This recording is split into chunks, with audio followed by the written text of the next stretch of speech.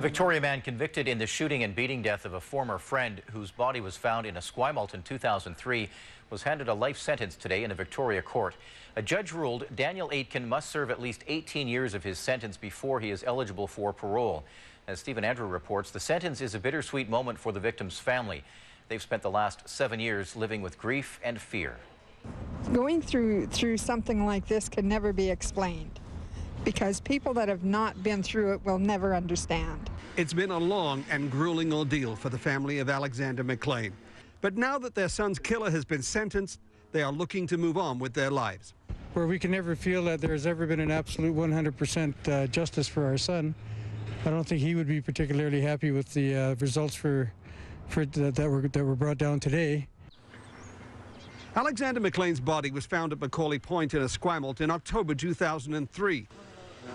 He had been beaten and shot execution style twice in the back of the head. There's no way he couldn't have known what was going to happen to him. If you watch the whole trial, you can see from the evidence that it was very, very clear that he was brought there under duress. He was at gunpoint.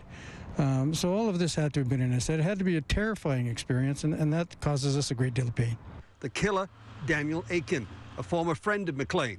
Prosecutors say Aitken lived a life of crime, including drug dealing and robbery. At the age of 19, he was convicted of manslaughter of a notorious Victoria drug dealer and pimp.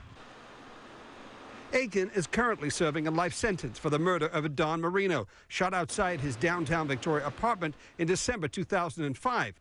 And he is convicted of the break and enter at Victoria's Vital Statistics Office. Among the items stolen, BC birth certificates. The Greater Victoria Emergency Response Team arrested Aitken when they raided his apartment in July 2006. Evidence presented in court showed police had Aitken under surveillance for some time, including wiretaps at his home. But because the murder of Morino and the break-in at Vital Statistics occurred after Aitken's latest murder conviction, the court could not consider those crimes when sentencing Aitken for the murder of Adan Morino. The Crown presented evidence to help the judge decide her sentence, saying that Aitken's own mother was frightened of him. But the judge said this was not the forum to determine the fact of that psychiatric evaluation. She said she had very little discretion and was bound by previous case law, and that she would accept the joint submission of Crown and Defense Counsel, and that Aitken will serve life in prison with an ineligibility for parole of 18 years. The family says it has yet to decide if it will be there when Aitken comes up for parole. I think we're going to discuss that as a group.